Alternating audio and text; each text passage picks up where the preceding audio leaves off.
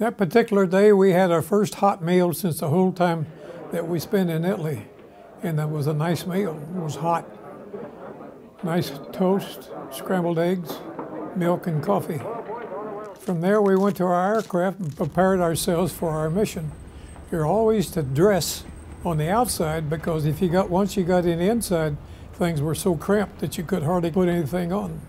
We put our parachute harness on, and we crawled in the aircraft and got our position. We always prepared ourselves with very little conversation with anyone else. You just did your job, got in your position, and that was it.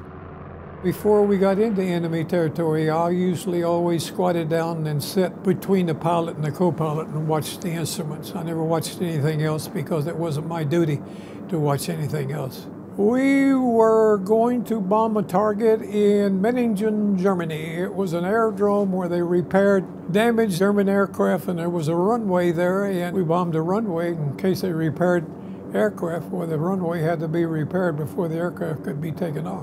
One by one, the whole group would turn around and go back. The second group would turn around and go back, and we were the only group left to go to our target. When we got into possibility of aircraft action, why my pilot would always say, it's time for you to get into your turret. And I get in my turret and keep circling the globe with my turret, looking for enemy aircraft. Along come Luftwaffe, Me-109s and 190, incredibly good aircraft. We didn't have any fighters that day because they were recalled. So it was only 27 B-17s, and 27 B-17s is not going to take care of 200 German Luftwaffe aircraft. Your adrenaline is so high, you're not even conscious of the fact that you're doing anything else but firing at that aircraft. It was a Focke-Wulf 190, and I just loaded him with all the ammunition I had, and I could just slowly but surely see his prop slowing down. About every 10 projectiles that left your gun, it was called a tracer, and you could see where that tracer was going. And you could see him going into the engine into that aircraft. You'd throw enough lead at them, they'd explode and go by the wayside, just 1, 2, 3. So you knew you had him. It was just a matter of time when he was going to quit flying.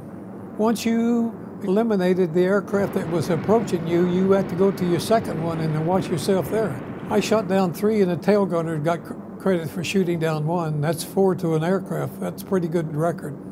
We were hit by Me-109s and Focke-Wulf 190, and they were freshly equipped with 20mm cannons. We got hit pretty hard in the nose. The nose section was pretty well mutilated, and we lost an engine. We couldn't feather the prop, meaning that you keep the prop from windmilling. So the prop rotated in such a vibration way that we lost the engine. It fell completely off the wing. Your adrenaline is running so high that you want to make sure that everything is okay. Now I put on my parachute, I pulled the emergency handle, away the door went, and I followed the door. We were 23,000 feet, and at 23,000 feet, there's not a lot of oxygen. We hadn't reached our target yet, so I'm going to say I bailed out in the vicinity of Meiningen, Germany, which is the southern part of Germany, pretty close to the French border.